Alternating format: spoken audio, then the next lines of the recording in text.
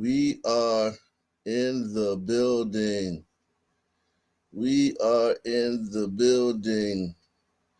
We are in the building. We are in the building. We are in the We are in the building. We are in the building. We are in the building.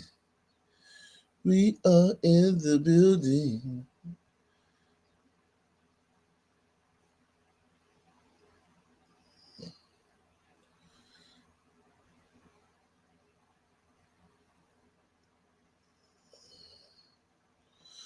We are in the building. We are in the building. Salute to everybody out there, man.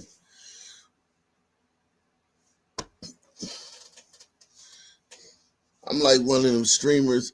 I'm like Kai Cenat now, man. I'm like one of them young boy streamers, man.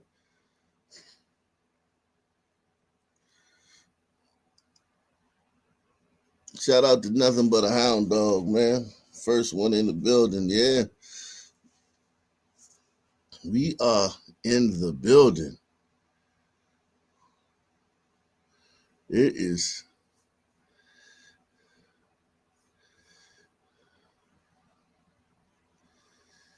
Yes, we are. Yes, we are. Yes, we are. Super early today. Let's see what's going on, man. I don't really have no plans for this show. I just want to, see what's going on out here, man.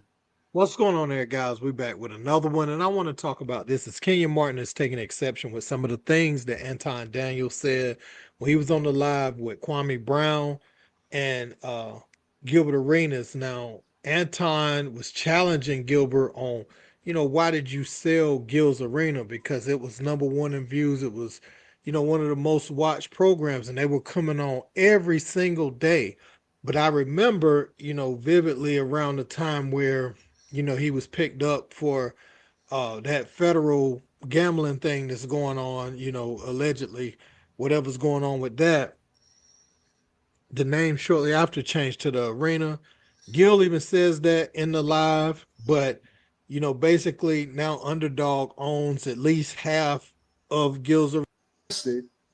That's when they took the name from you because your name was no longer good in their eyes when it comes to promoting the product and being aligned with the brand.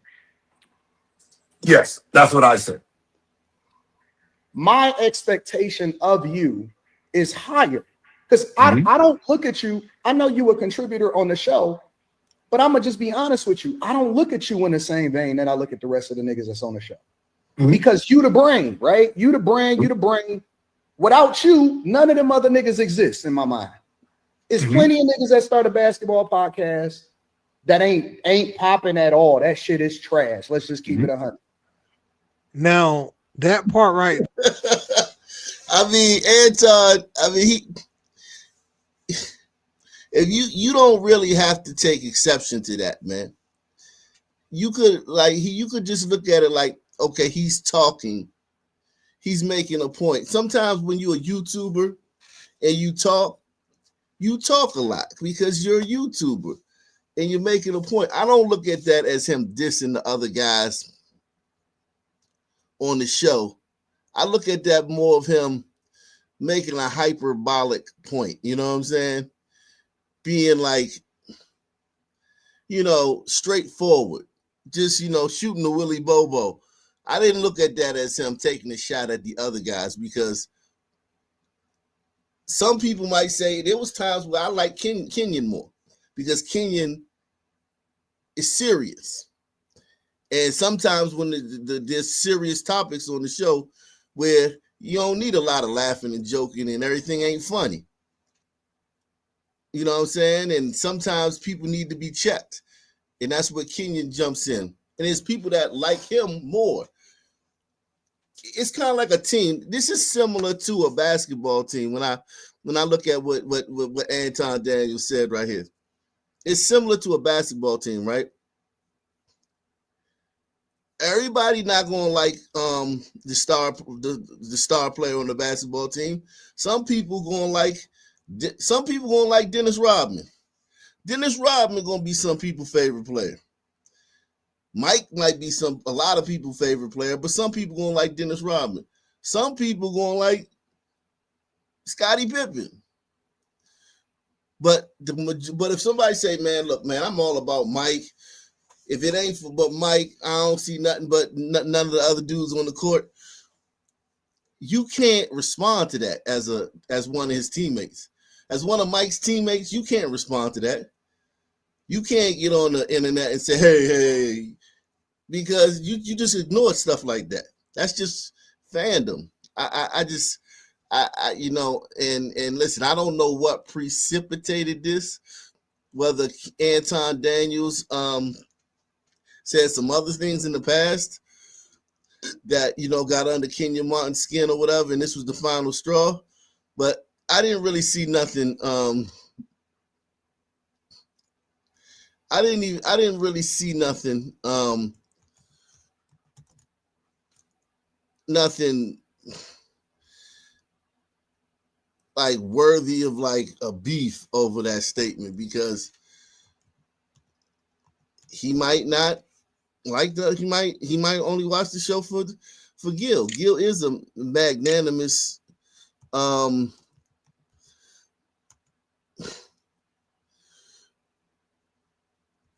Gil is a magnanimous, you know, figure, man. I remember when I'm from DC, so I already know all about Gil, man. Gil is one, he's one of a kind. There ain't really nobody else like him. You know what I'm saying? So it's like, somebody else on the show, I wouldn't get upset by somebody saying, oh, I only watch to see Gil. Because I heard about this yesterday. I tuned in to Anton Daniels. He was going off, but I didn't know what he was going off about. And now I'm finally seeing what he allegedly was going off about. So I just don't think that this is worthy of, like, you know, someone being upset, especially somebody like being on a team. Like, you used to be on a team, Kenyon. You used to not being the star player. You used to being like a workhorse where people gonna appreciate your game, but the majority of the people gonna be fans of Jason Kidd or Carmelo Anthony or whoever else was the other players on the teams you played on. Kenyon Martin's response. On the live stream, you said that when you got arrested, that's when they took the name from you, because your name was no longer good in their eyes when it comes to promoting the product and being aligned with the brand. Yes, that's what I said. My expectation of you is higher, because I don't look at you. I know you a contributor on the show, but I'm going to just be honest with you. I don't look at you in the same vein that I look at the rest of the niggas that's on the show. Because you the brain, right? You the brain. Without you, none of them other niggas exist in my mind. I mean, I just don't see nothing wrong with that. If that's I mean, like, it's very similar to a team, an NBA team. It's very similar to an NBA team. Like, very similar to an NBA team. You have stars, and then you got the others. And none of them other dudes got personality like Gil do. None of them other dudes could carry the show without Gil for more than a week.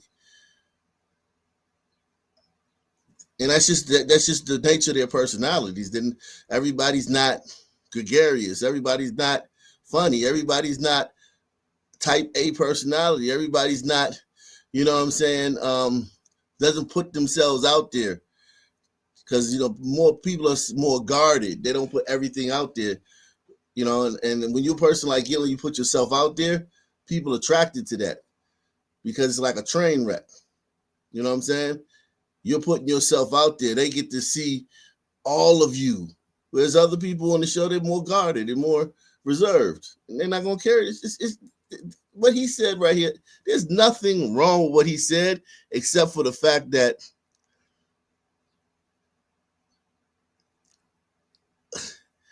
he said it. Yeah, you know what I'm saying? Except for the fact that he said it. Who gonna get this guy off the? Who gonna get this guy? Who gonna ban? We got any mods in the building, man? I gotta do everything, man. I gotta do everything. We got any mods in the building, man? Do we got any mods in the building? He said, I look 10 years younger without that beard. That's great. Thank you, man. I appreciate that, man. Thank you, Amazing Disgrace. Let's get into this, man. Let's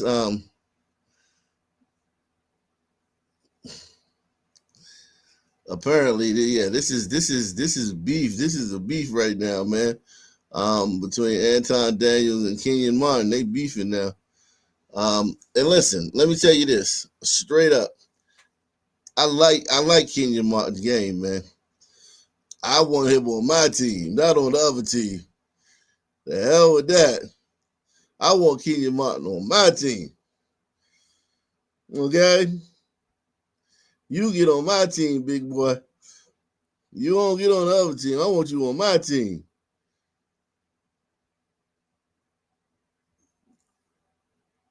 Okay? I want you on my team, Kenyon. I don't want you on the other team. I want you on my team.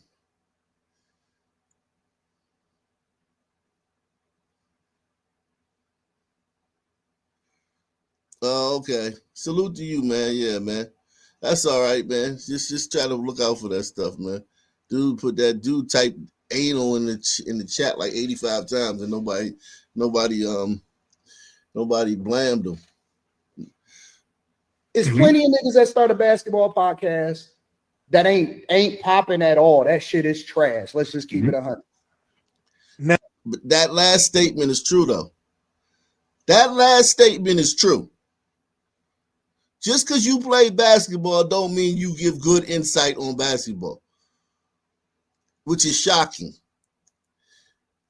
Which I find shocking. I thought these niggas was going to give us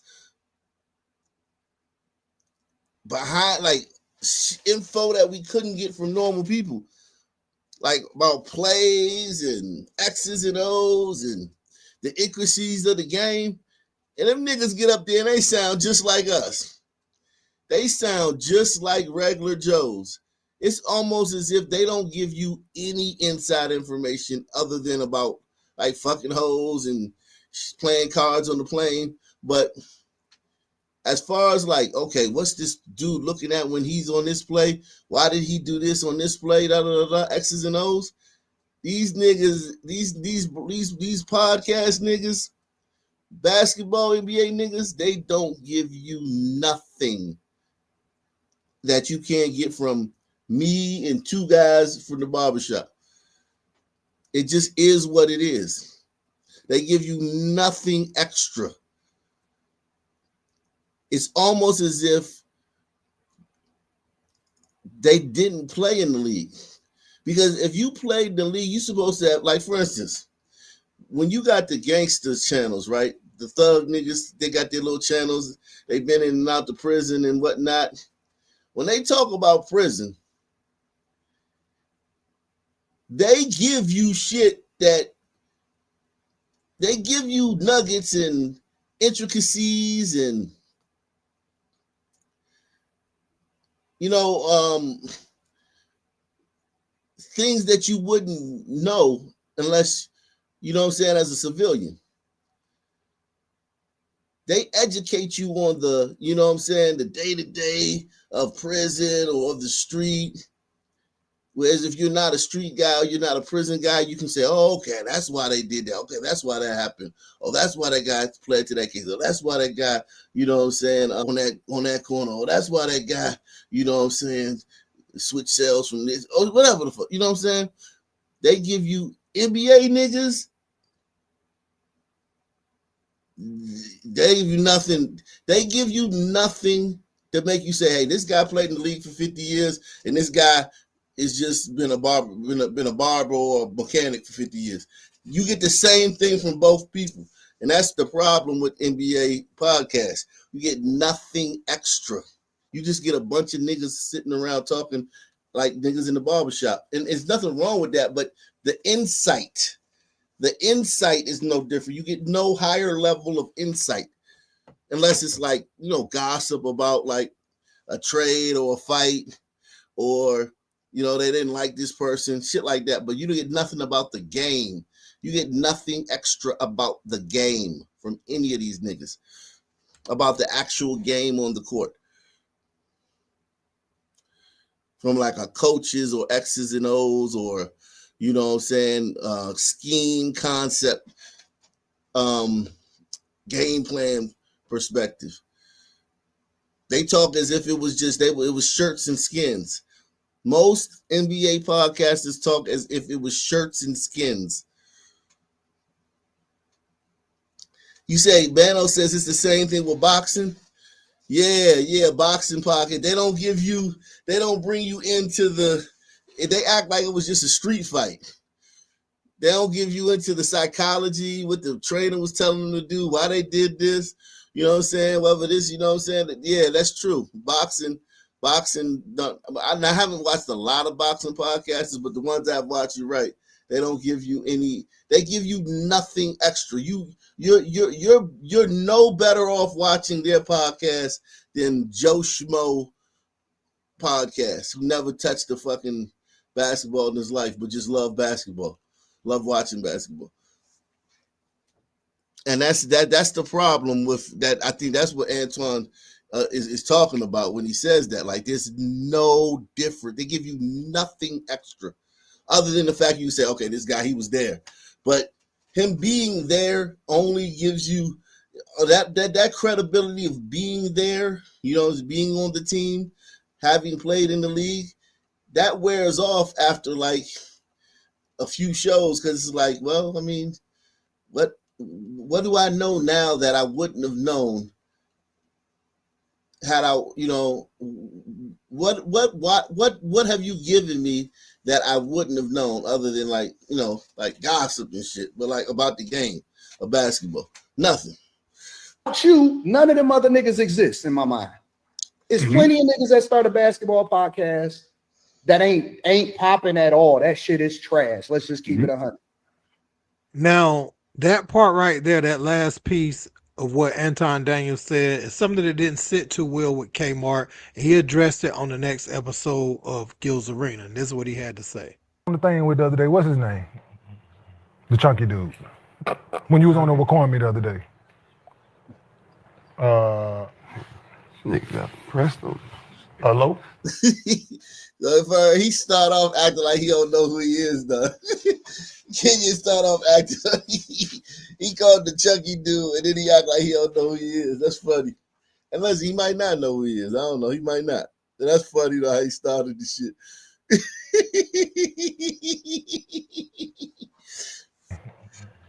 The chunky dude. When you was on there with Kwame the other day.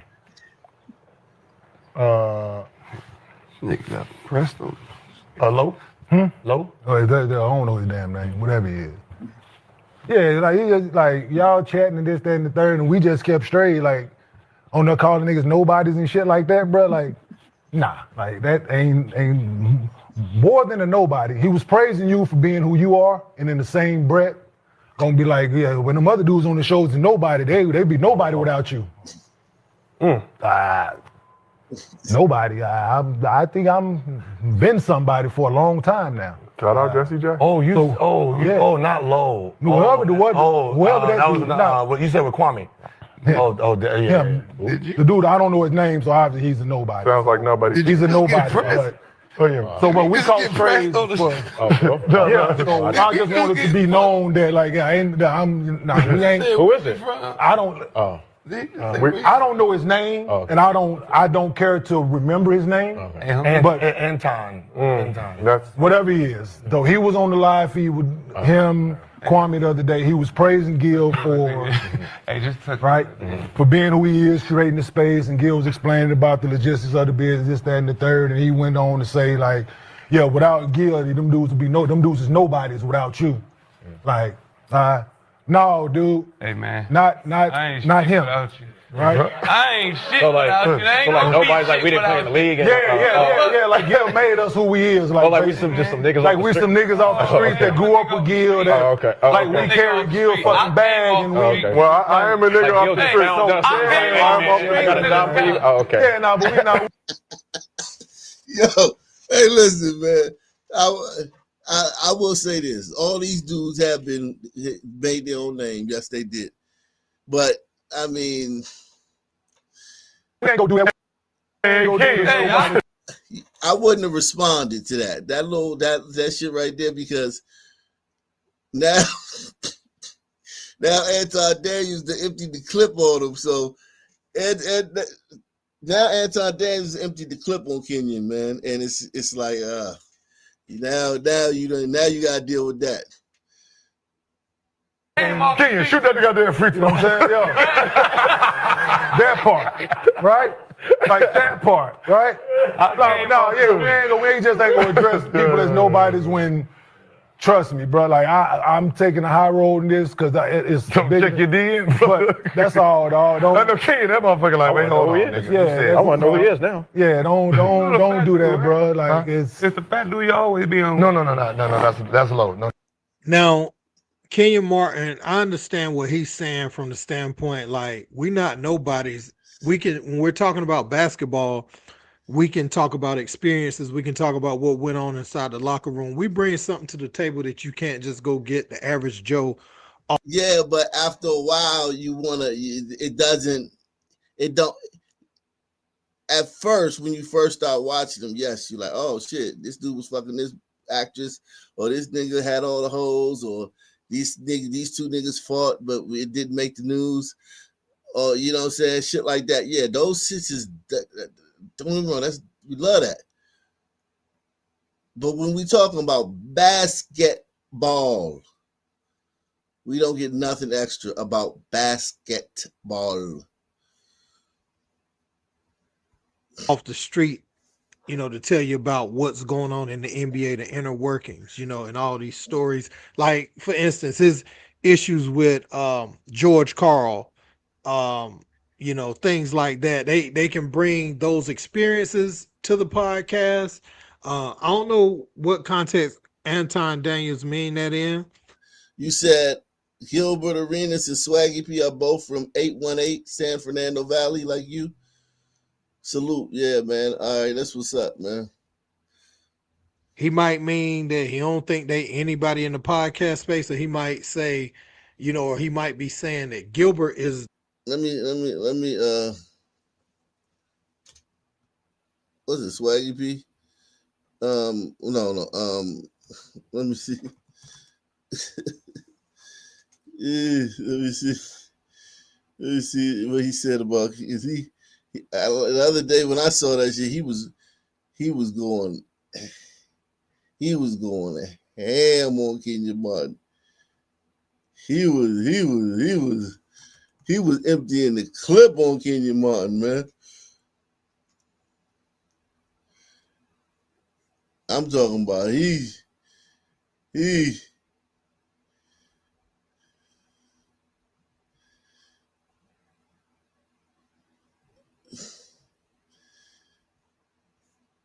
Let me see what I can find. What's going on moves too fast. And as far as the new generation of people that's coming up that did not watch basketball like us, we would not know their names.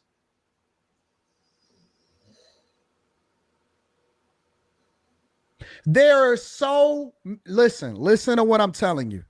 This is a different game. There are so many people, former athletes in every single sport, that try to do what we do and they can't do what we do. You know why? Because they're no good at what we do. So if they don't have the infrastructure, if they don't have somebody that's coaching them, if they don't have the producers, if they don't have the people that's setting up the cameras, if they don't have people doing the thumbnails, if they don't have all of this other stuff around them, then if they can't leapfrog off of having a career on ESPN or something like that or Fox Sports, even Skip Bayless himself, Skip Bayless, let's just be honest. Skip Bayless tried his own channel and nobody cares. You know why? Because Skip Bayless needs a partner, another group of people in order for him to get his shit off. Now, that don't mean that Skip Bayless ain't get to the bag. It don't mean that Skip Bayless is not a Martin by itself. If Kenyon Martin started a podcast by himself, he would be absolutely garbage. And he and you know, listen, sadly, that is true. Because Kenyon is not, he's not the type of personality for that. He's the type of personality. It's the same way when he was playing. If Kenyon Martin was your number one go-to scorer, the team is not going to be good. But if you let him rim run and offensive rebound and defend and enforce, that's his role. And that's kind of his same role on Gil's Arena. He just sit back in the cut. And when somebody need to get checked or they talk about serious topics, that's not all hee ha ha, then he comes in and he plays his role to a T. But yeah, he not gonna carry no podcast. And I don't think he would even try. in his feelings. He's in his feelings. We know him for being the Neanderthal on the court. We know him for being the rim runner. We know him for being the dude that's always angry, always threatening people, and always want to fight. That's what we know. But let's be honest, like, nobody is checking for Kenyon Martin's take because everybody know that Kenyon Martin is crazy. Out here in the regular world, outside of his bubble that he lived in basketball, we call him Crazy Kenyon.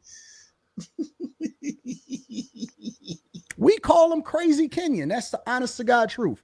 In the real world, we call him Crazy Kenyon because we all know that he got a screw loose. We know that he's almost 50 and he still want to fight everybody. We know that he's an angry person, right?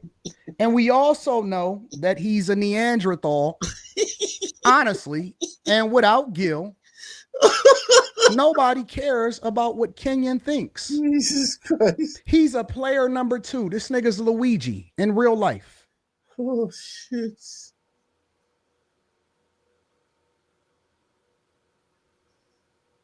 He's Luigi, honestly. His whole Salute to Ayub McCoy, man. He says, man, you ain't lying about these NBA player commentators. I'd rather listen to cameras. It is what it is podcast that these NBA player takes. Facts. They give you nothing. Nothing. I will say this, the rappers, though, they give you something behind the scenes. The rappers give you insight into, you know, being in the studio with this person, you know, in the studio with that person, the contracts and shit like that. The rappers do give you a little bit more insight about their profession than even though it's not as much as you would like, it's way more than NBA players give you about their actual profession. I'm not talking about fucking hoes on the road or this nigga threw a jug of Gatorade at this nigga after practice, or this nigga choked this nigga in the locker room. Those stories is great, but nigga, in game 6 and y'all was down 12 and y'all took that timeout, what happened in that timeout? What did y'all do come back and score 20 straight points and win a championship? These niggas would just be like, man, I went off, man. I got hot. It's like, I was cooking. Like, nigga, what the fuck? I can get that anywhere. I was,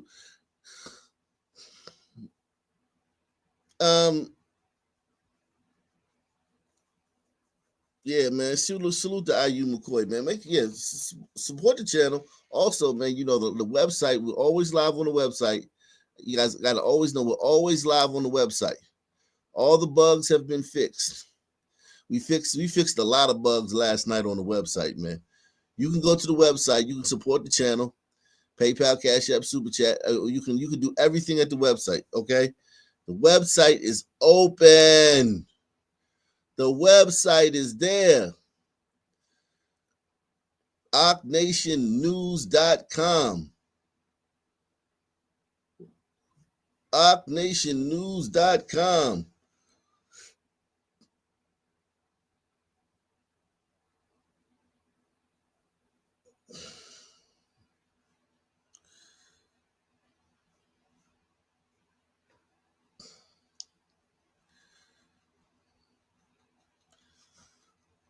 You said their whole life is storytelling. Yeah, that's true. They try to tell stories instead of like them stories, and everybody's not a storyteller. That's one thing about life. Everybody's not a storyteller. I don't even think I'm a good storyteller. I feel like certain people got a gift for storytelling and some don't. You know what I'm saying? But everybody and everybody's not a good storyteller. I think I'm a decent storyteller, but I know people that can tell story and keep people. It's levels to the shit, and I think all of them, they just want to tell cool stories and shit. Like, cool story, bro, and it's like, all right, nigga, all y'all can't just. Some of y'all niggas gotta talk about what the fuck actually happened. Whole life, which is great because everybody need a Pippen, everybody need a Kenyon. Everybody need a Oakley. Everybody need the angry enforcer. His whole life, he has never been able to do anything on his own. He's a player number 2 ass nigga. Here's the thing I will say about Kenyon.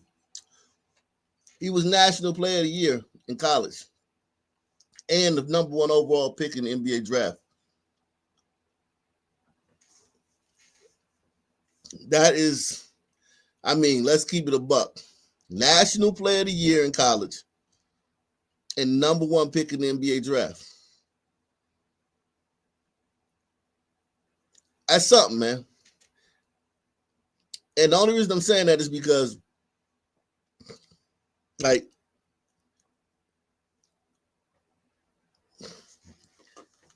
that's something he could always brag about. When you introduce somewhere and they say, former National Player of the Year and number 1 overall pick in the draft. I mean, that's a great way to get introduced, bro. Introduce me like that any day. I'll take it. It just is what it is. Kenyon Martin, if he ever decided to create a platform on his own, no matter how much help he get, he is never doing numbers. He is never going to be big. He is never going to be popping. He'll never get 1 million subscribers ever to save his life. And I'm not saying anything that's crazy. I'm not saying anything personal about him. But in the old days, he would be known as what we call the court jester. Damn. The person with no brains, all brawn. Jeez. God. Oh man. Oh man. Oh man. That's just getting ugly, man.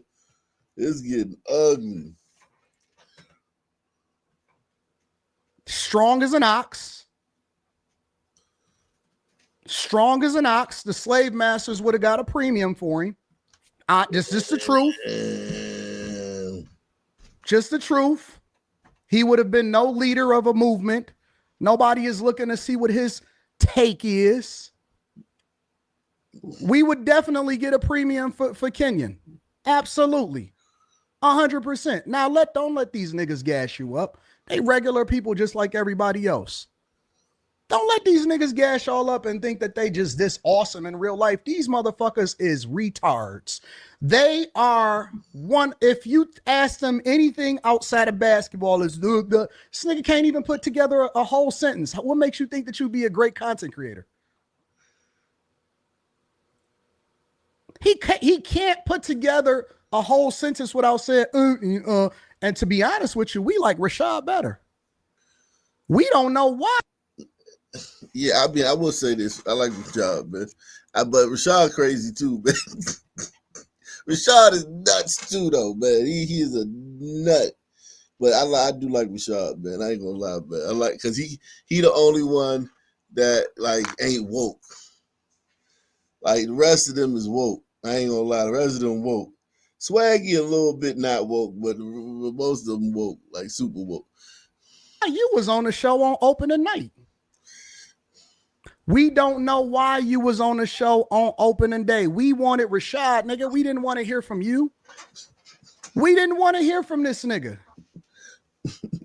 I think that was the one fumble. Why wasn't Rashad on the show, and why did they have Kenyon? Why did they have Kenyon and why they have Rashad? This motherfucker can't complete a thought. All he do is get angry and nobody give a fuck about what this nigga thinking. Nigga, you player number 3.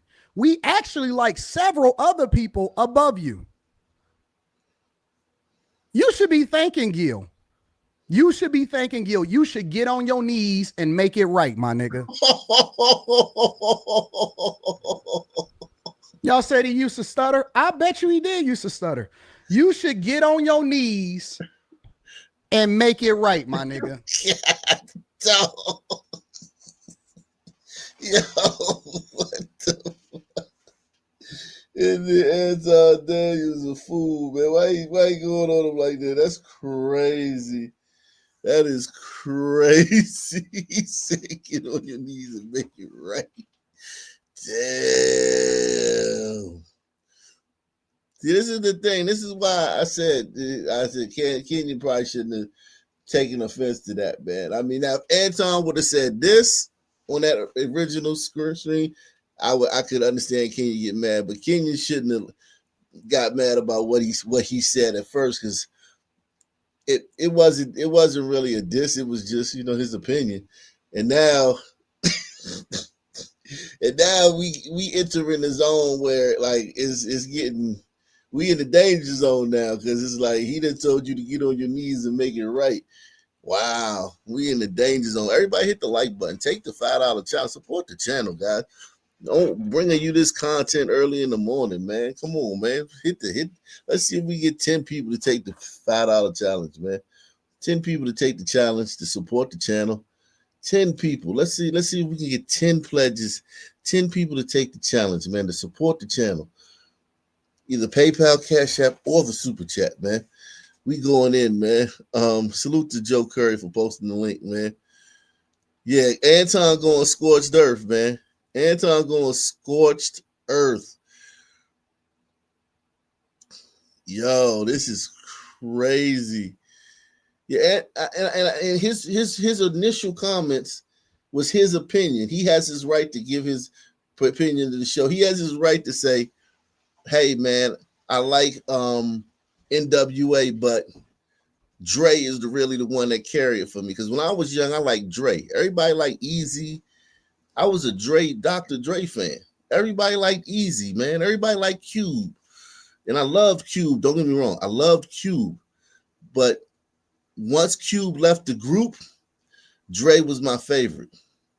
So don't get me wrong. Cube was always the top one. But when Cube left NWA, I was a Dre fan. A lot of people like Easy and Ren. Don't get me wrong. I loved Ren.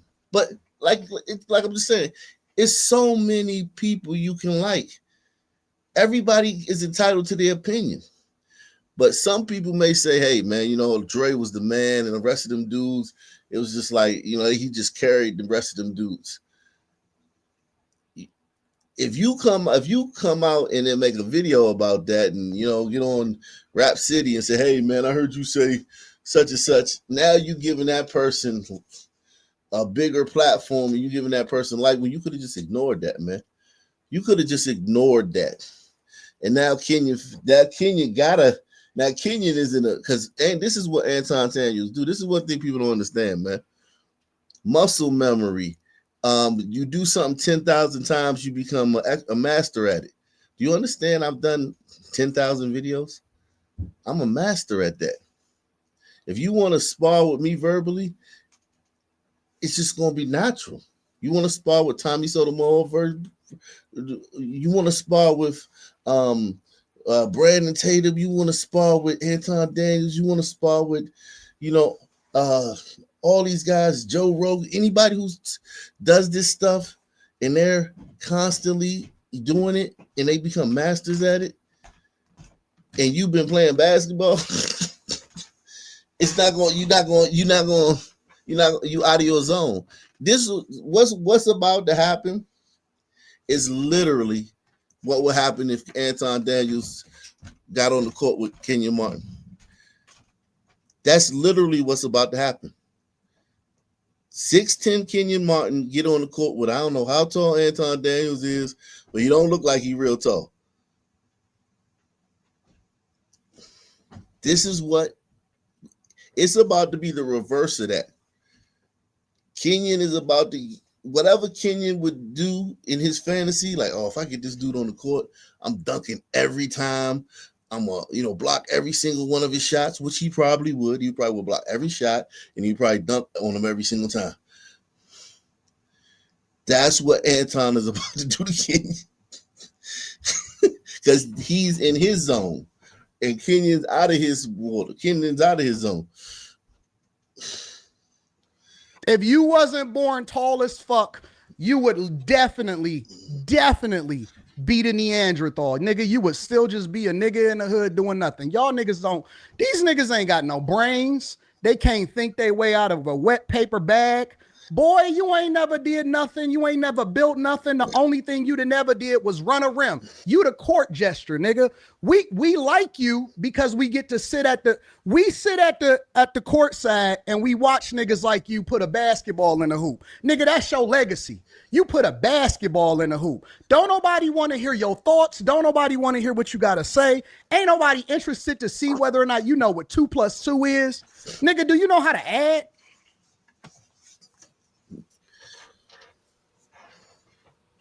Honest to God, these niggas is the Neanderthal. Bro, they are the entertainment. They the gladiators. We sit in a stance and throw grapes at these niggas.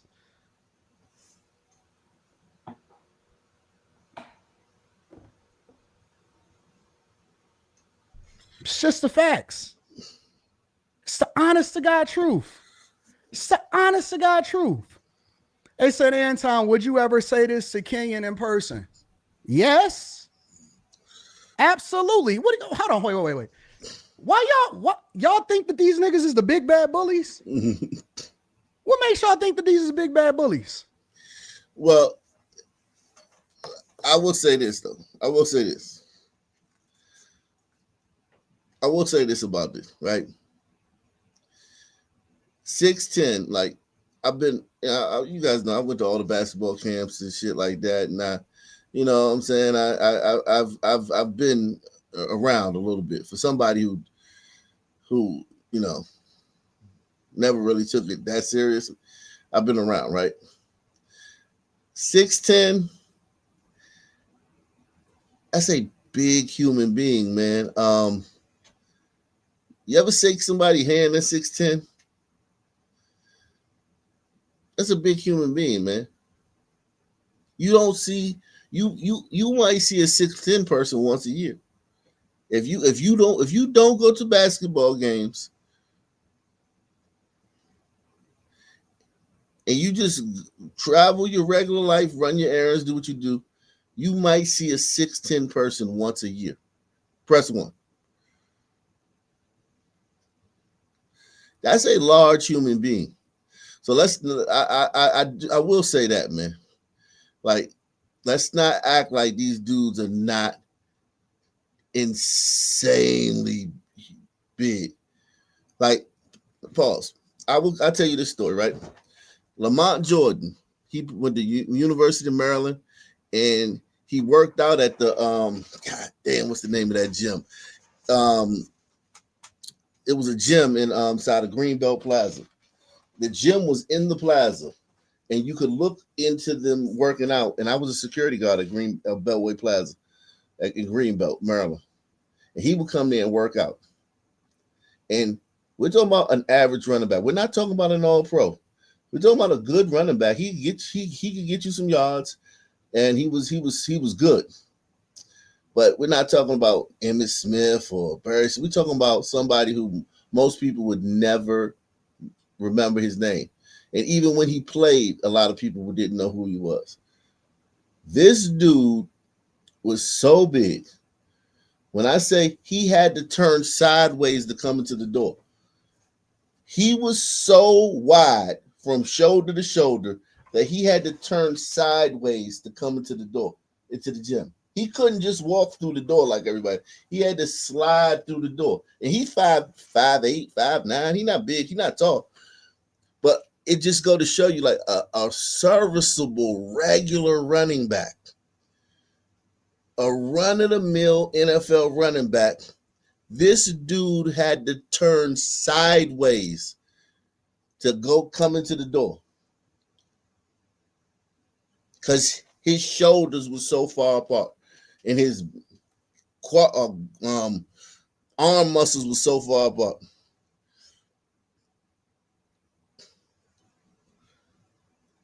And he was a tank. You hear what I'm saying? Like, he was a little tank. And he was a regular running back. That's why I think you got to understand, like, these dudes, when you talking about these athletes, you gotta remember how freakish they are, man. I think Anton, it's easy to say, oh, I say that in his face, but then when you see how big this dude is in real life, and you know, like, he could whoop your head. Like, I went to basketball camp. I seen all them dudes, man. Them dudes are big. They bigger than you. They stronger than you. They can't fight really, but Kenyon is one of them that can fight. A lot of those tall dudes, only reason they can't fight is because they've never been in fights. Because they were 6 feet in the third grade. Who gonna fight a 6 foot third grader? They was 6'9" in the 7th grade. Who gonna fight a 6'9", 7th grade? So most of them can't fight, but that's because they never been in a fight. Kenyon been in a lot of fights. He one of the rare tall dudes that actually been in fights. So I would just say that. That's all I'm gonna say about that point right there. Like, it's easy to say, oh, fucking, and you see this nigga, and you're like, God damn. And he liked to fight, and he, you know what I'm saying? What does this nigga know how to? What are you gonna do to me? What can you do to me? What are you gonna punch me in the face? Don't nobody give a fuck about these Neanderthals. Nobody cares. What is he going? What could he possibly do? What could he possibly do? I got security. My security is trained to kill. The nigga would never get close to me. Not even in a million years. Not. And listen, I don't think he should try to harm you because this is your opinion. You get to say what you want. If he shouldn't try to run up on you and fight you.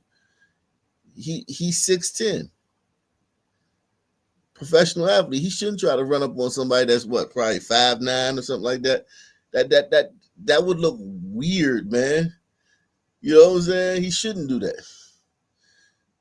Not in a million years. So let's throw all of the tough talk out of the window. We not talking about that. This ain't no street conversation. This ain't none of that. Y'all got to start normalizing these niggas and understand that you would be entertained by these niggas. These niggas is just the gladiators. There's thinkers. Remember that cartoon called Pinky and the Brain? Everybody, man, support the channel. Share these videos. Support the channel, man.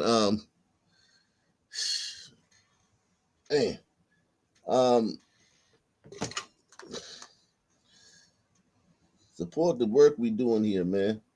Support the work we doing here on this channel, man. Bring you this stuff live and early in the morning, man. Also, the website is up. You can view everything on the website.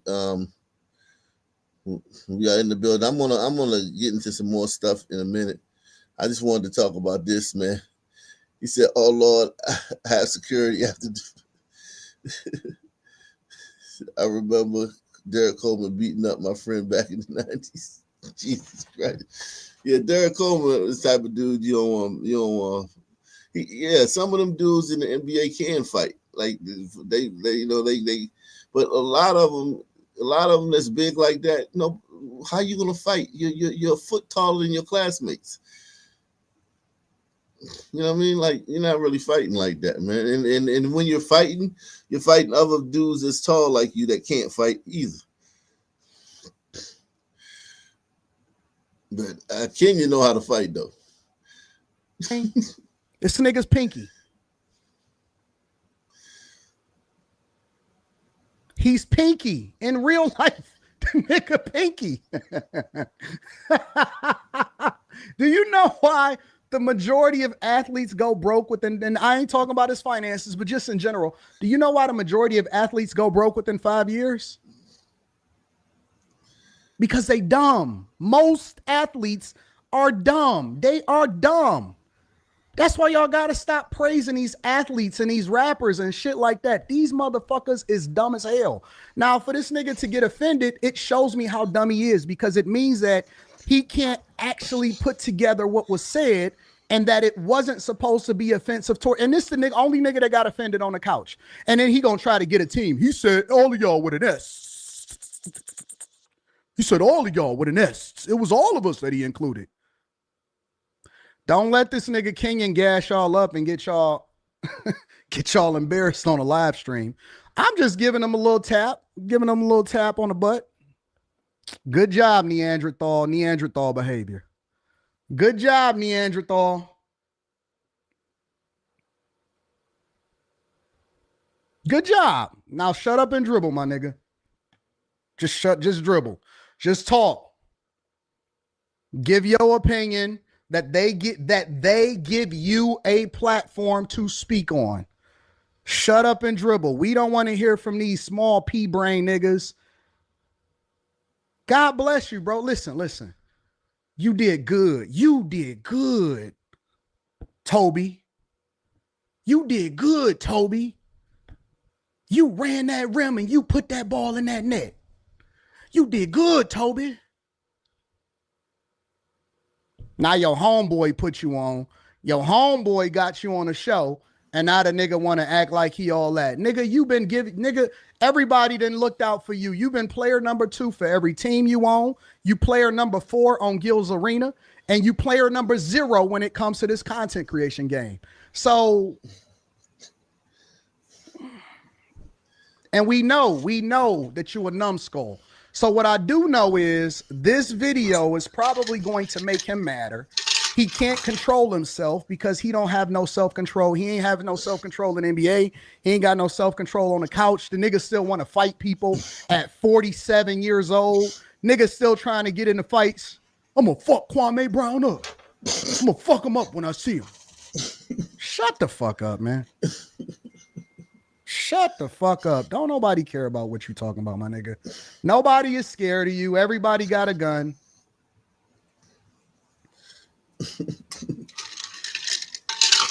Nobody is scared. Everybody got guns. Everybody got security. Everybody got money. Nobody is scared of this nigga. So when we get past all of the superficial shit and a little silly shit, you still a dumb motherfucker. You've been a dumb motherfucker your entire life. I guarantee you it was some teachers that passed this nigga through just so they can see him on the rim and dunk a basketball. Nigga, you a dumb motherfucker. You would have been nothing. Nothing, nigga, if it wasn't for your ability to strong arm and go back up and get a rebound. Rim running motherfucker. Get the fuck out of here, bro. Anyways, y'all ready to continue on with the show? All right. Okay.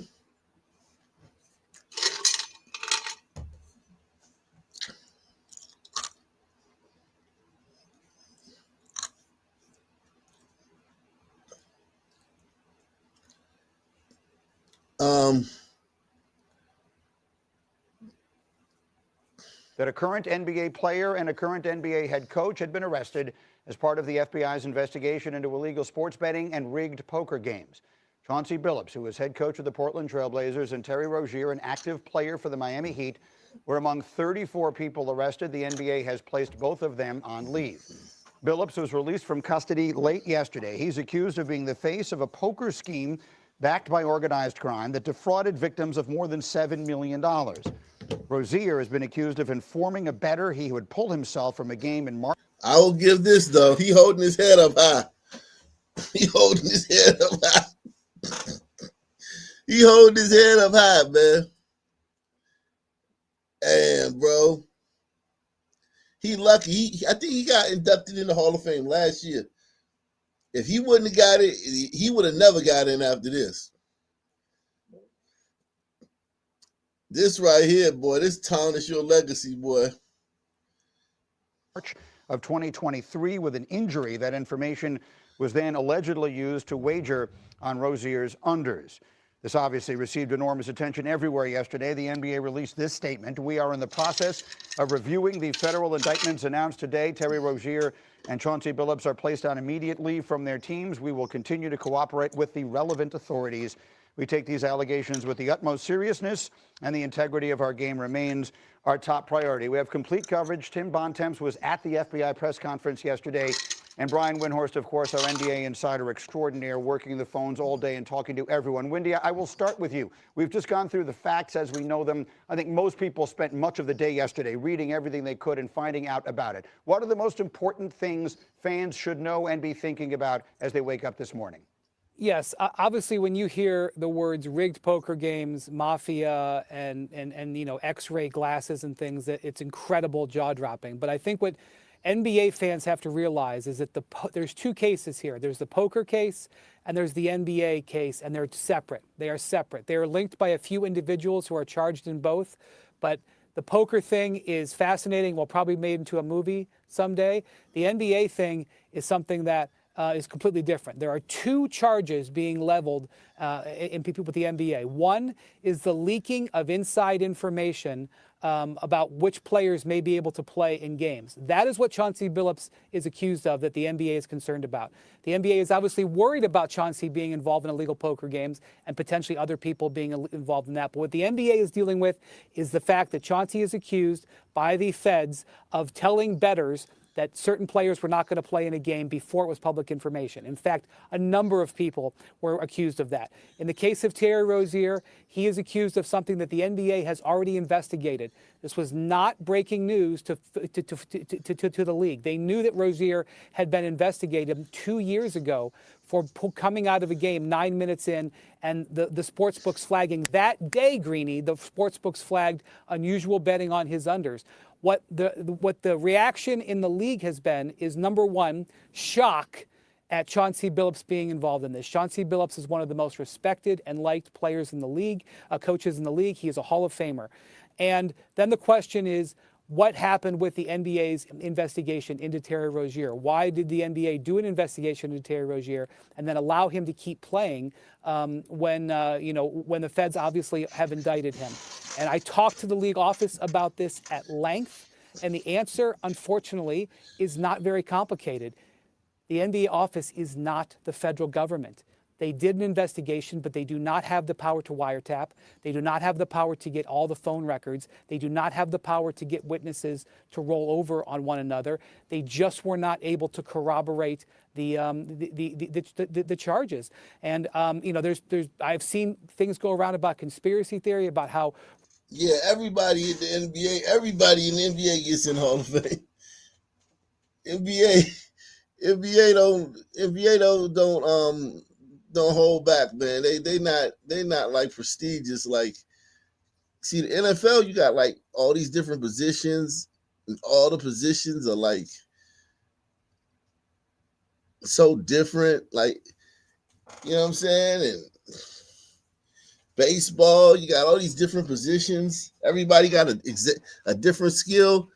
In the NBA, everybody either shoot, dribble, and pass. Everybody. You know what I'm saying? So it's like, it's easier to tell who the good players are in the NBA. and everybody who's good gets in. But in baseball, you got pitchers, you got hitters, you got shortstops, you got outfielders. You got it's more complicated than those other sports. Basketball is the easiest sport. You just look and be like, okay, he good. You can just look. It's very easy. The eye test. But yeah, I was surprised that Chauncey got in too. Like, I mean, I was like, wow, you know what I'm saying? I thought he was gonna have a, you know what I'm saying? I thought he's definitely a borderline Hall of Fame. He's not he definitely ain't a camp. He not a sure shot. He's what I would call a borderline to, like, you know, very good, the Hall of very good, but they put him in, and he lucky he got in, because if this scandal would have came up and he was still trying to get in the Hall of Fame, it would be finito.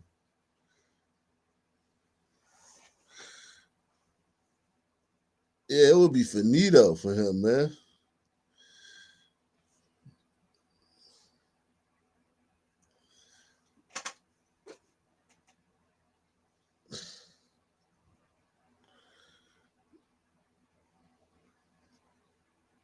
You see how they gonna put Billups in the same level? They did. Billups was a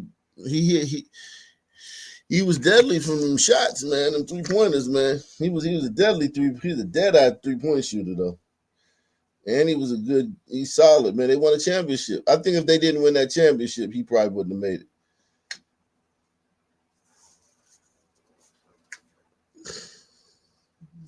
Rozier was held out of games because the NBA was doing stuff.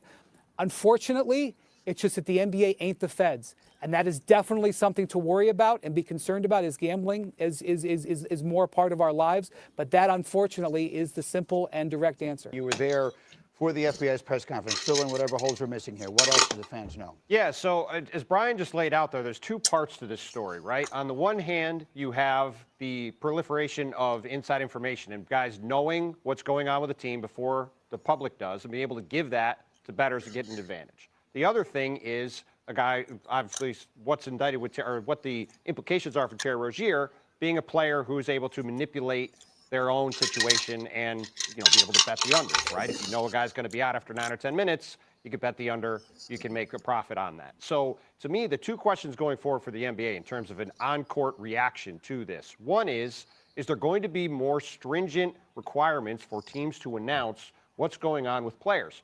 I was at Madison Square Garden on Wednesday night for Cavs-Knicks. This is not an implication of anything, obviously, but Karl-Anthony Towns, one of the best players on the Knicks, his status is changing throughout the day. He goes from questionable to doubtful to questionable. Up until half an hour before the game, nobody has any idea if he's going to play.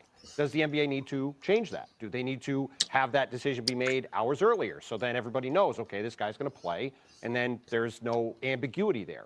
The other thing is, when you look at the way the Adam Silver earlier this week talked about prop betting and something that is a concern that he has in terms of being able to try to regulate that more. Will there be more of a push by the NBA to limit the ability for prop betting to happen? The other gambling thing that's been happening in the NBA the last couple of years, the other story involved with this is the Jonte Porter story from a year or two ago. Right. He was banned for life. That also involved prop betting, right? So these are the two things that the NBA has to wrestle with going forward. And those, to me, going forward in terms of what's the impact for fans, those are the two stories here in terms of how we got here, how these indictments happened, and is there a way for the NBA to prevent something like this from happening again in the future? Where do they go from here, Wendy? Where does it go next?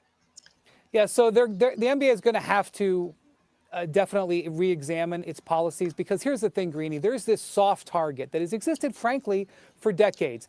A team decides a player is going to be available or not.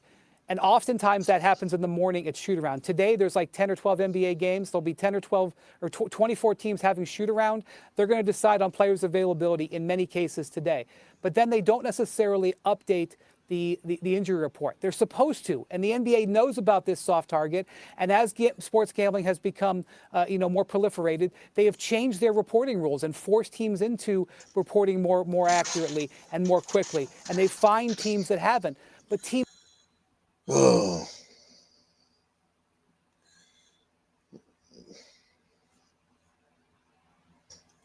Salute, man. Um,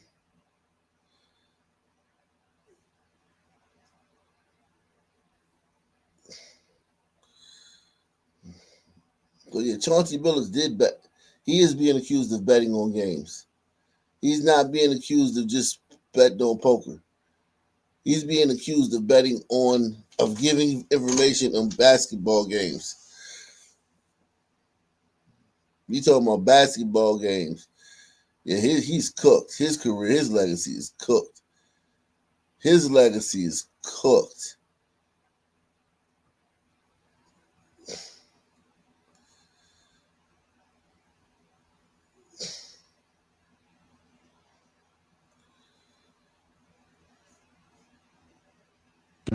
I think this is just the tip of the iceberg, like you said earlier, and I think you're going to see maybe more of a bigger scandal coming out of the college level because you have these young athletes that aren't going to make it to the next level, and somebody's going to offer them money to maybe fix a game and only win by 12 rather than 15, and they're going to take that money because they're going to need a way to support their family. So I think it's just the tip of the iceberg in many different ways.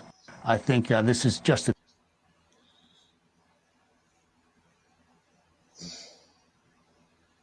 That was Donaghy, man.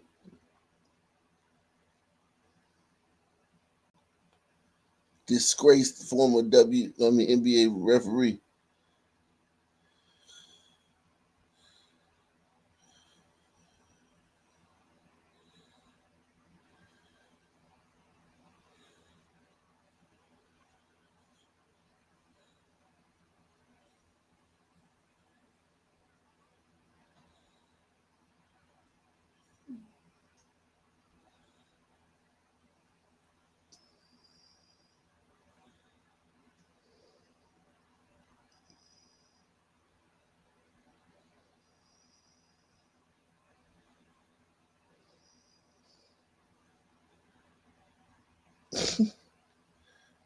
Everybody hit that like button for me, man. They've really wrecked the channel as far as the views, man.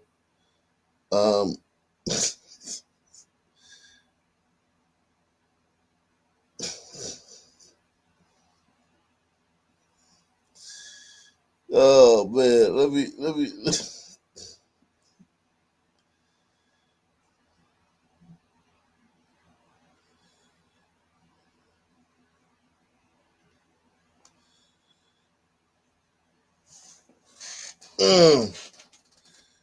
wow.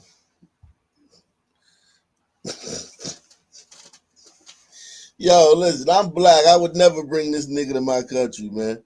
If I had a country, this nigga would not be allowed in it, man.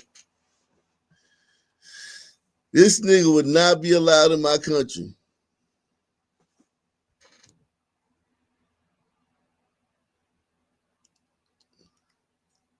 I'm black, and this nigga would not be allowed in my country.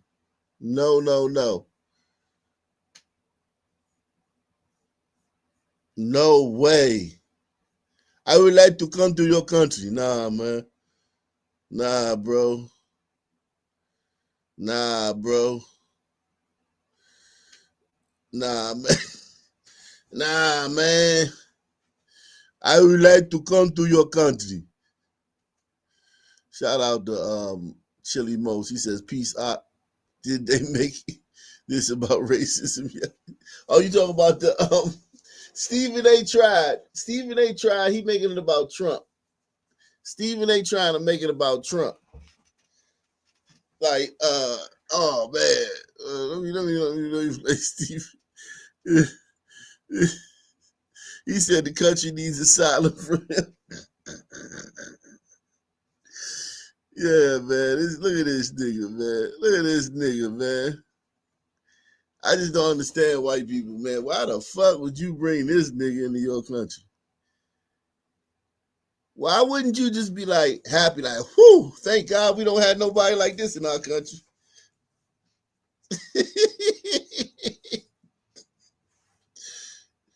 Woo! White people should have been praying. That's one thing about God, man. Oh man, God, man, it's such a blessing, man, to have God in your life, man.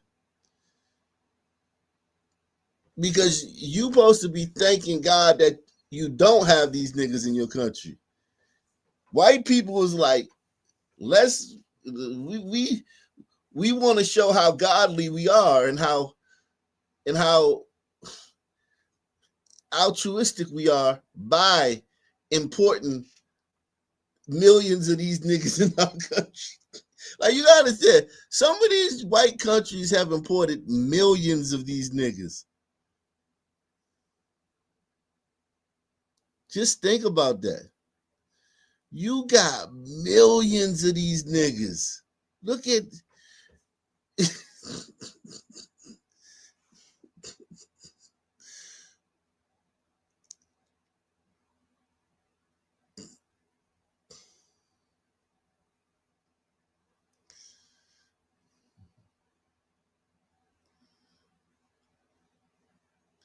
yeah, I heard Gilbert Arenas and them talking about why they only put the black players on the, because they the fame that's what's going. That's the story. It's the story about the NBA and the mob.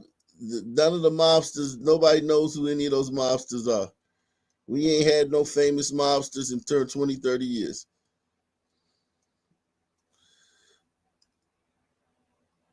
Yeah, I gotta chop that video up too, man.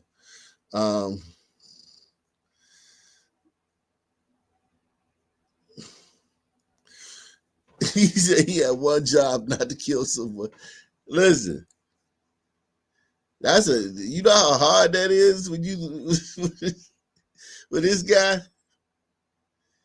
That was hard, man. Hey, man, just don't kill nobody. Yeah, that was hard, bro.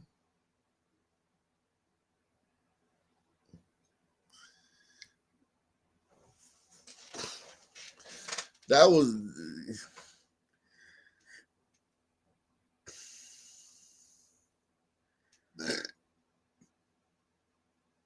was hard, man.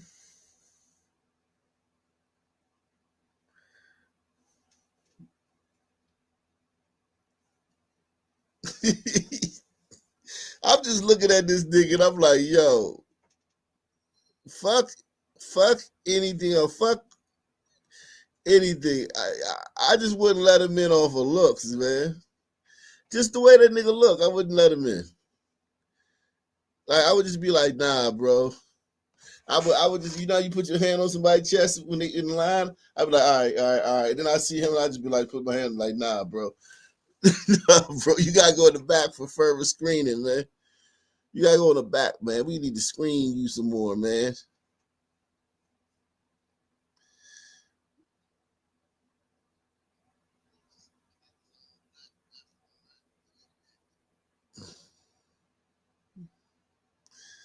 Nah, bro.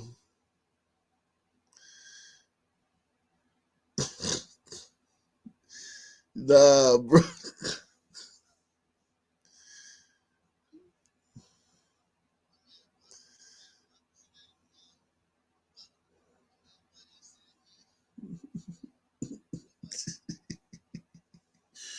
Yeah. Let me read this story, man. Let me read this story about this asylum seeker, man. Make sure you support the channel, man. Guys, hey, listen. You can support the channel here, or you can go to the website, ocnationnews.com. Okay? And you can support the channel over there. We get all the money when you support over there. If you support on ocnationnews.com, we get all the money. And I'll put your super chat on your screen too. That's why I eventually wanted everything to go over there, but it's gonna it's taking some time. As long as everybody has an account, man. Press 1 if you have an account. If you at least have an account on ocnationnews.com. Press 1 if you have an account.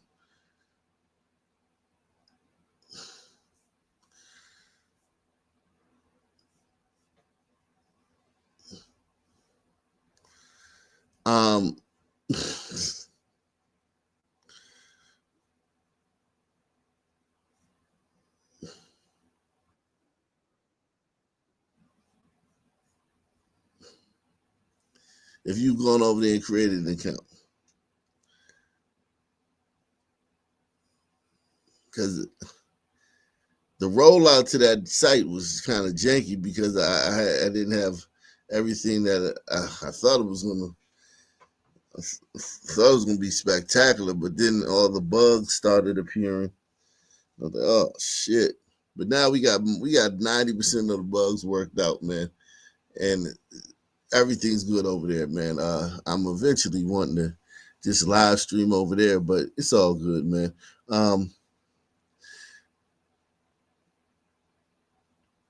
Let me read this story about this asylum seeker, man. The fact that they call him an asylum seeker is crazy, too.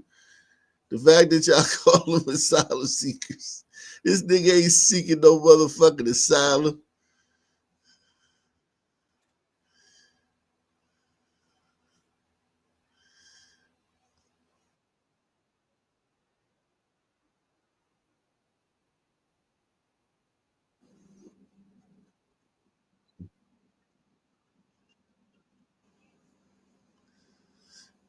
Dang Charles Malek. It says, a channel boat migrant has been found guilty of the unprovoked,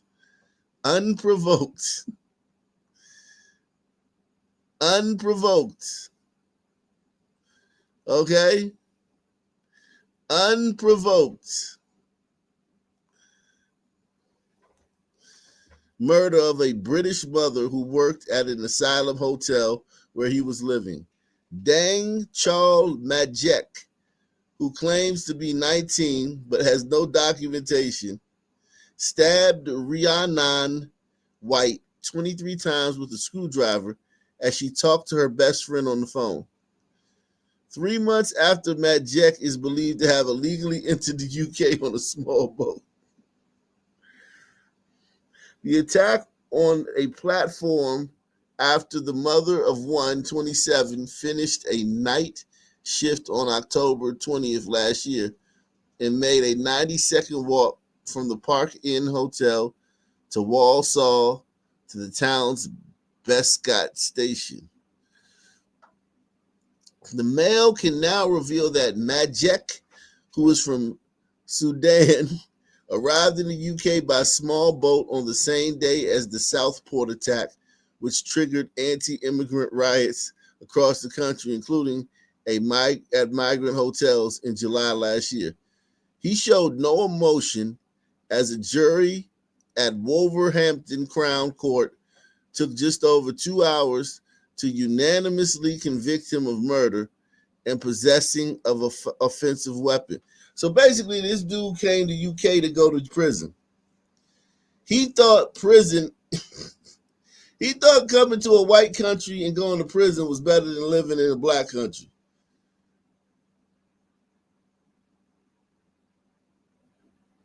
The barrister said bone density scans were needed as part of the age verification process, but that Majek had so far been uncooperative.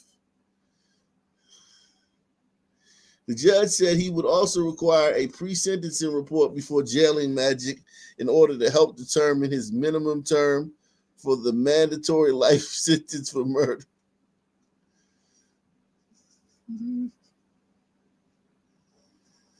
It followed a trial in which Majek mounted a risible defense to the overwhelming evidence against him, including a bizarre accusation that a forensic expert was lying about finding Miss White's blood all over his clothes. He also denied it was him on CCTV stalking Miss White to the station, despite accepting he was the man seen wearing identical clothing minutes earlier. Police have been unable to identify any motive for the vicious and frenzied attack, with the only clue lying in chilling security footage of Majek staring at Miss White in the hotel during her shift that night. Jesus. Wow.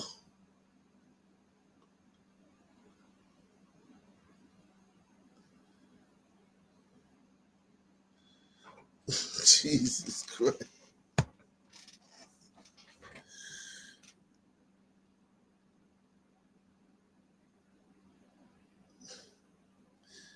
It said if she had survived the attack, she would have been blind. After the attack, he went and bought himself 3 cans of super strength OJ beer and was then seen laughing and dancing at the hotel, clearly excited by his horrific act of violence. Jeez.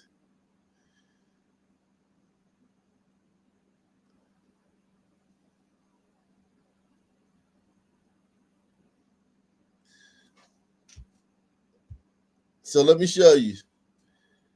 Let me show you something, man. Yeah, man. Support the channel. Take the $5 challenge, man. Take the $5 challenge. Support the channel, guys. We bringing you this content, man. You see what they doing to the channel. Don't you see what they doing to the channel? They got, what, 60 people in here.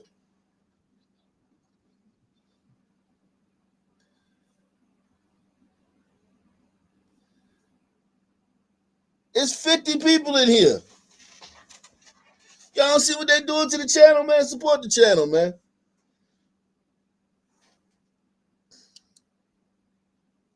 They doing us dirty, man.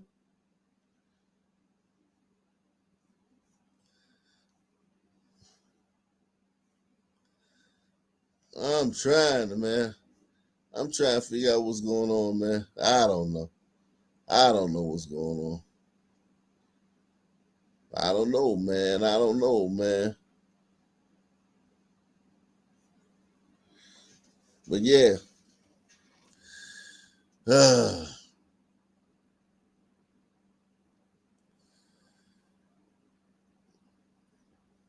Nah, man, that ain't how it works. It don't matter what time it is, man. That's a crazy statement. That's a crazy statement. It's Friday morning. That has nothing to do with anything.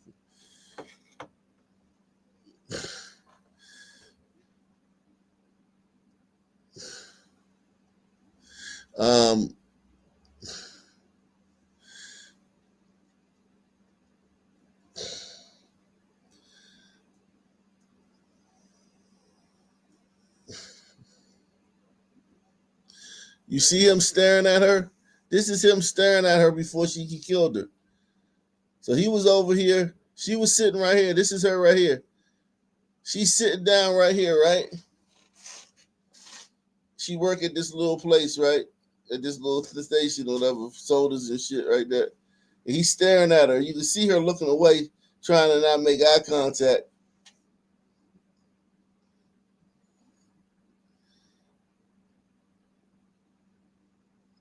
She probably, in this moment, she probably thinking, I'm so racist. Why am I so racist? She probably spent her last moments hating herself because she shouldn't have felt like, she's probably like, I shouldn't feel scared. He's just another human being like me. Press 1. He's just another human being like me. Why am I feeling so scared? It's my internalized racism. He's just another human being like me.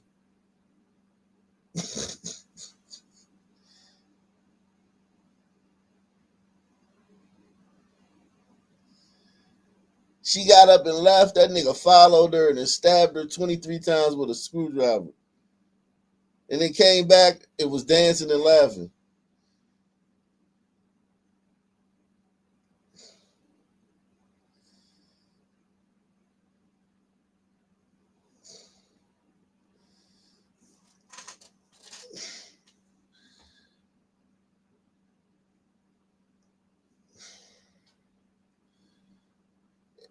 She should have called the police. She should have called the police. She said, this man is leering at me. But she would never do that because they probably would have charged her. In the UK, they probably would have charged her with something. If she would have called the police on this nigga, they probably would have charged her with being racist or some shit over there. I don't know what the fuck they got over there. Some law. Calling the police unwarranted on a black man. That nigga stabbed her 23 times with a screwdriver. Think about that. He stabbed her 23 times with a screwdriver.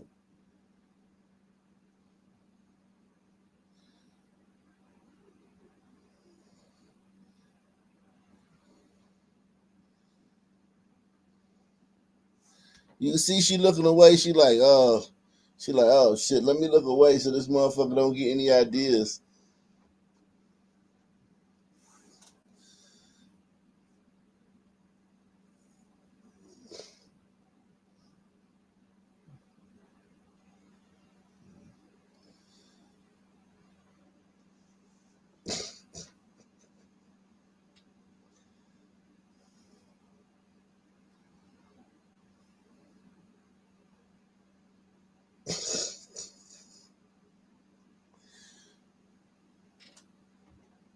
This is crazy, man. This is crazy, man. Wow. I ain't gonna lie to you, man. That's her and her son. Her little son. And he gonna grow up and shit. They gonna let the nigga out of jail and shit. So he about 5. By the time he 30, the nigga gonna be out of jail, walking around and shit.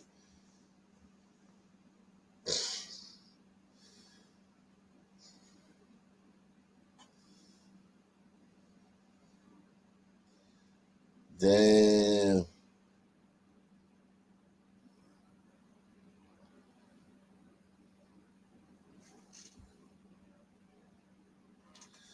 Magic, that's the guy, Magic. That's the fucking asylum seeker.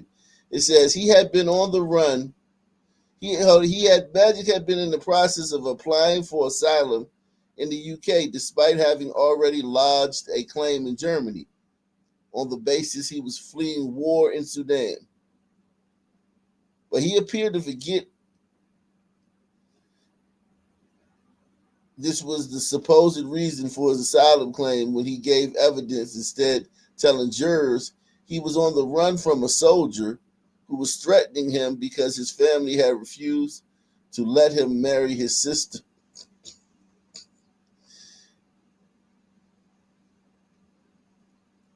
At pretrial hearing, Magic also appeared to forget that he claimed not to speak English.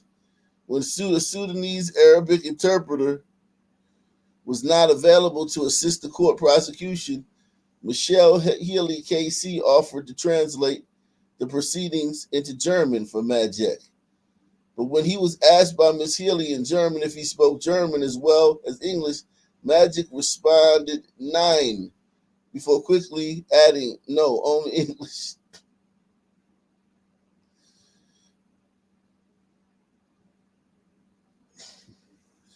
Damn. Y'all letting these niggas in your country? Look at that nigga. Look at that nigga, man. I'm sorry, man. I'm sorry, man. I'm sorry, man. Fuck that. Nah, bro, you can't come in, man. Nah, bro. Can I come into your country? Nah, bro. Nah, man. I would like to come into your country. I am asylum. I am seeking asylum. Hey, man.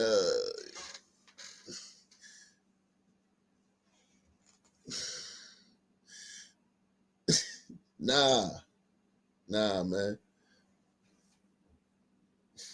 I want to come to your country. Seek asylum. I need asylum. I need asylum. I come to your country.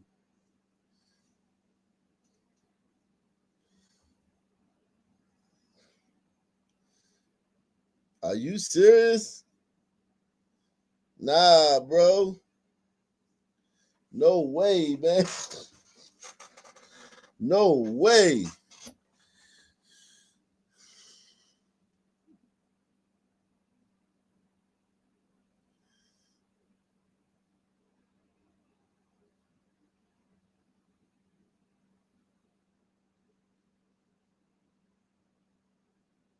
That nigga barely human, man.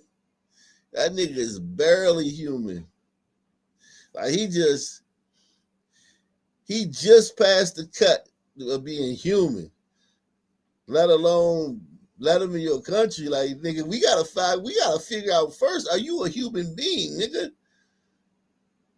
That's literally what I would be. That would be my excuse for not letting him in. I'd be like, he'd be like, I need asylum, your country, asylum. I'd be like, hold up, man, slow down, Umfufu. We got to run some tests on you, man. Make sure you're a human being, man. we don't even know if you're a human being, my nigga.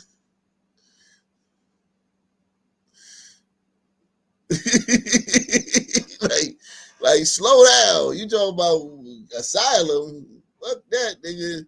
We want to figure out what species you are, man. We gotta figure out what species you are, my nigga. And then we worry about asylum next, all right? Let's run some tests on this nigga, man. Yeah, man. I wouldn't let one of these niggas in the country. Them Europeans, they done let millions of these niggas in.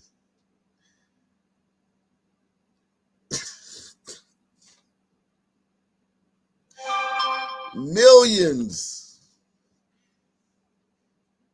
I wouldn't let one of them in.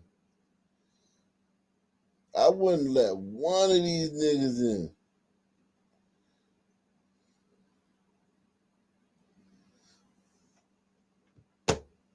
See, that's my African brother. Just because we from the same continent don't mean we brothers. Listen, he ain't from my tribe. You seen the niggas from my tribe.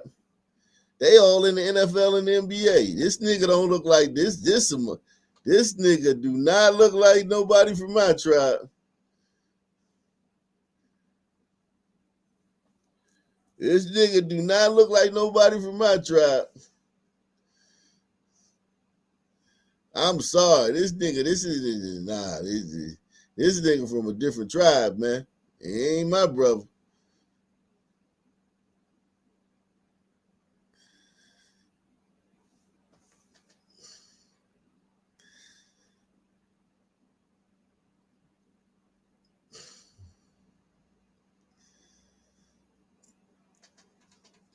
Listen, you gotta understand. You gotta understand, man. Africa is not just one thing, man. Like, it's not just one fucking race of people, man. These motherfuckers, you think an Ethiopian would claim this nigga? Do you think an Ethiopian would claim this nigga? Why do I have to claim him if Ethiopia wouldn't claim this nigga? And they right next to Ethiopia, Sudan. They right next to Ethiopia. They share a border with Ethiopia. You think an Ethiopia gonna claim this nigga?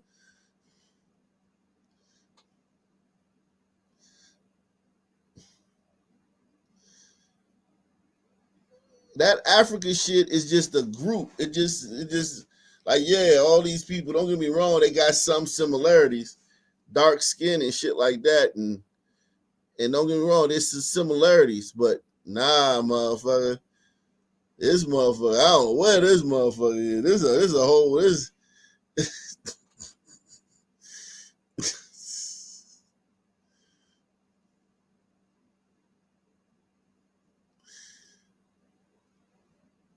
yeah, man.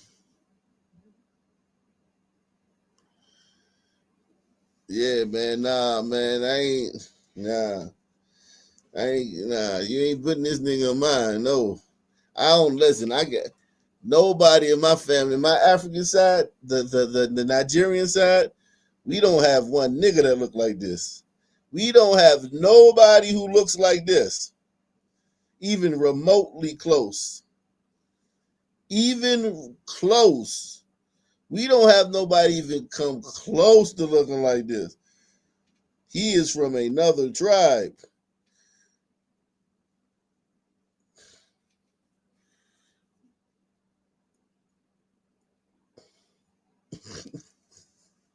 Yeah, we don't know. No. No.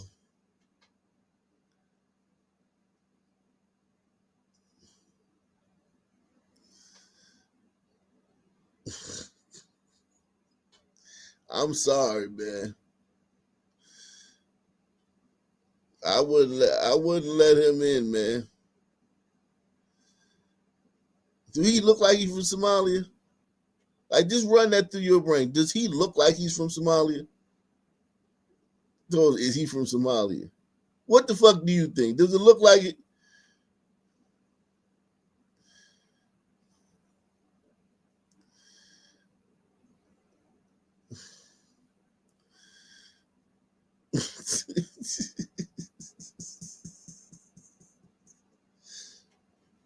Come on, man. This nigga, man. This nigga from the year 84,363 million BC.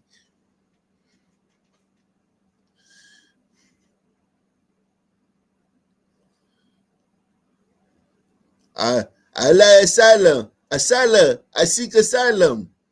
Whoa, homie. And we seeking to figure out what species you are. How about that? We're seeking to see what, you know. We gotta get your chromosomes, man, because we don't listen, man. This humans over here, man. We humans. We gotta make sure you one of us, man. Before you even talk about asylum. What do you mean asylum? Asylum? We gotta figure out what the fuck species you are, my nigga. And then we'll talk about asylum, which will be denied.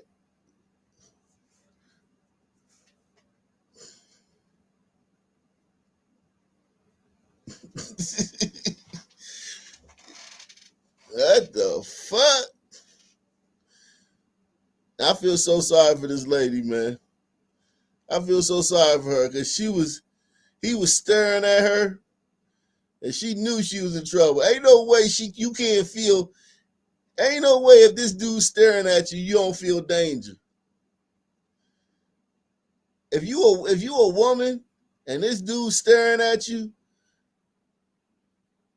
your primal instincts, your what do you call it? Your cave woman instincts gonna let you know you in danger. You know what I'm saying?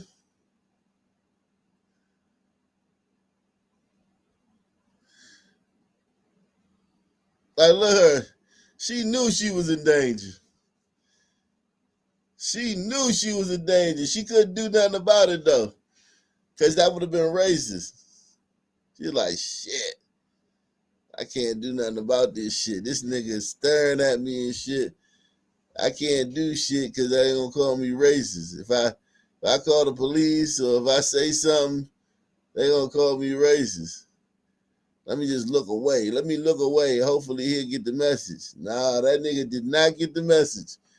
He did not. He did not get the message, man.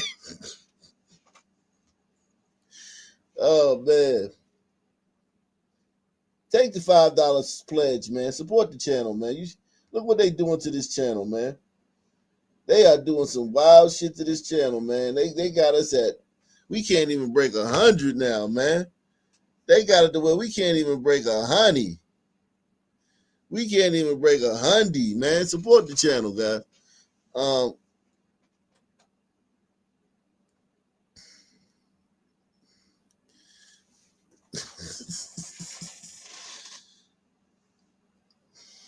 Yeah, her hair is green, so she probably was woke. She probably was woke, but even woke people know when they're in danger. Like, this is the thing about it. I've been around woke people. They still know when they're in danger. They still know, like, oh shit. Oh shit. Your body tell you when you're in danger. Like when sometimes I be in certain neighborhoods or I walk or I encounter certain niggas and my body tell me, oh shit, these niggas might be on some bullshit. You know what I'm saying? Like it's just your body tell you you gonna feel it. You gonna be like, oh shit, and you might try to act hard, shit, like brush it off, but your body's telling you for a reason. Your body's telling you for a reason. Like, hey man, when you get scared, you shouldn't necessarily try to like shut the fear down. You should try to like, you know what I'm saying, understand it. Like, okay, there must be a reason. My body must know something that I don't know consciously. What I'm seeing with my ears and eyes and smelling with my nose is one thing, but there's something going on unconsciously. That's why I'm so fearful.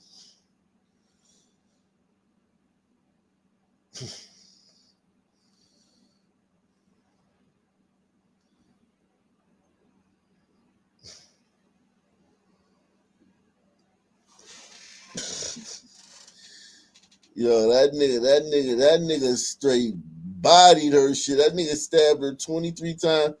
After she left, she got up and left. That nigga followed her to the train station and stabbed her 23 times with a fucking and this is him when he came back. Look, when he came back, he was dancing. This nigga came back and was dancing. After he stabbed her 23 times, he was dancing and shit.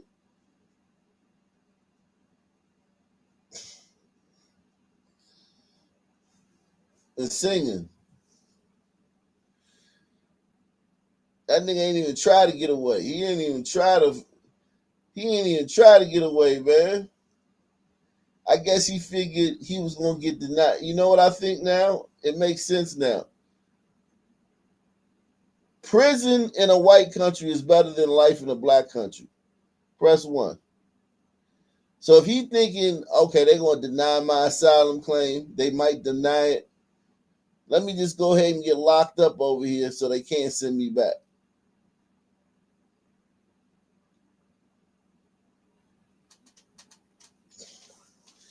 Because he came back dancing and shit after he stabbed that lady 23 times with a screwdriver.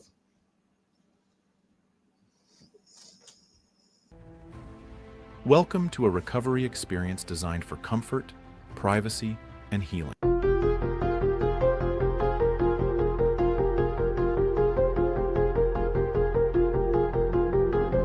You see the lights in the background? That's the police lights in the background responding to the scene. And he came back to the shelter dancing.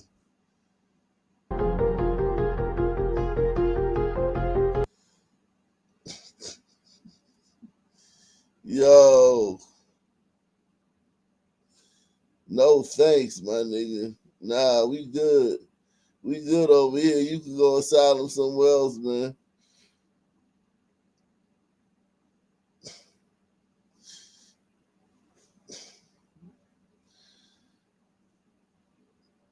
Jesus Christ. I ain't trying, I'm not laughing because it's not funny. I'm just like, damn, bro.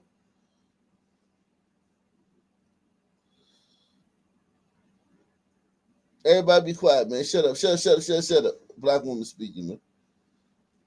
Baby, white TikTok is in a frenzy, and while I have my voice right now, I'm going to use that hoe. They don't understand how their SNAP benefits are being cut off in November. They literally thought when they heard SNAP benefits, it was only going to hit the black folks, okay? Now, I'm going to say this. When the government shuts down, it does not just shut down for one particular group of people. It shuts down for everybody and their fucking mama. So yes, white people in the Midwest, these Appalachian white folks, y'all ain't gonna have y'all shit either. Now I am gonna say this, when you decided to vote for that man, you put a wild card on the table during UNO. You don't know which way this man is gonna go. And no, I am not blaming Democrats once again. They are holding the fucking line for the Affordable Care Act and Medicaid. Something you white folks on SNAP need. So y'all better buckle up. Now, if there is an uptick in shoplifting in grocery stores, if y'all see that shit, be like Pam on Martin. I ain't seen jack. Because we ain't seen none of it. Now, food banks are going to have a hard time because you already got federal workers that don't have any benefits whatsoever right now are not getting paid. You also have people in the armed services that are not getting paid that are lined up at those damn food banks. Now you got over 40-something million people that will not be receiving their SNAP that's going to need food as well. So I do expect an uptick in shoplifting. Do what the fuck you got to do to survive. Wow. Wow. Baby, white TikTok is in a frenzy. And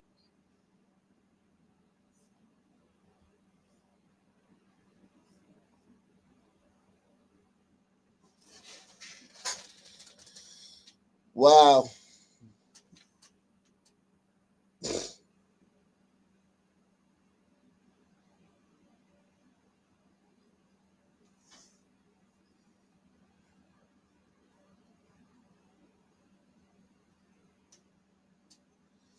Wow. You grow up in Germany as a biracial black man, because you said it, I walk this earth as a black man. That's right. When you are set apart by color right away, visibly different, what were some of the challenges growing up there and being a black man? There's ignorance and misinformation and fear, because that's really where it comes from. So I was faced with racism, with bullies every single day growing up in Germany because I was different. Kids reaching out, grabbing my hair, rubbing your skin to see if it's real, like asking if, we live on trees in Africa, or just the most ignorant, dumb things based on, again, misinformation and fear. On top of it, my mother's white, my father's from Ghana, but my dad left when I was between 3 and 4 years old. So it was just my mom and me and then my brother. So I always felt different. And when you're a child, all you want is be just like everybody else. You want to belong. You want to fit in. Not having my father there made it so much harder because I didn't have anybody to relate to. I didn't have somebody to protect me. I didn't have somebody to explain to me what this was. My mother did an extremely admirable job in putting a sense of pride and a sense of confidence in us. She always told us that we were great the way we were, because she was trying to shield us. She was explaining to us how ignorance works and that a lot of people say these things because they're dumb, they don't know any better. So she tried her best to sort of give us a sense that we had value in this hostile environment, if you will. But I sort of gravitated towards sport because it presented me with an outlet, something that I could sort of let out all my aggression and my anger and the pent-up frustration that I felt every day. Hold up. Limitless.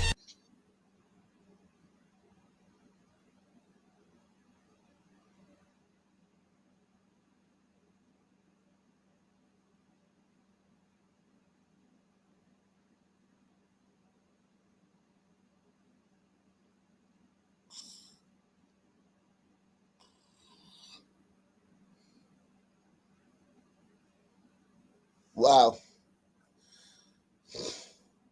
You grow up. Who thinks any of that happened? Who believes any of that? Press one if you believe any of that. If you believe that, press one if you believe that story.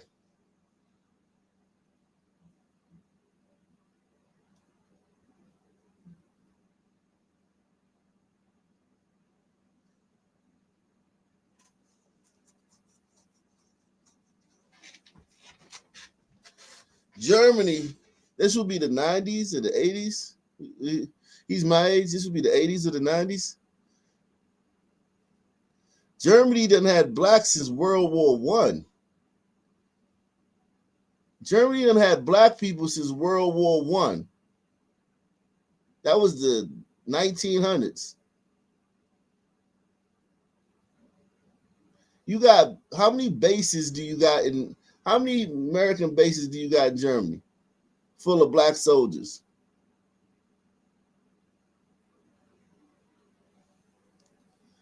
He told me they was rubbing his skin and pulling his hair because he was black.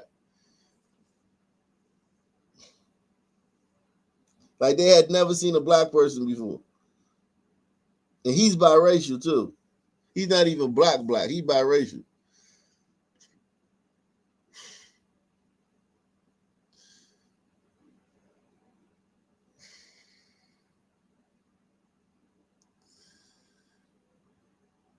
Yeah, most of them made up, man. Most of them victim stories are made up, man.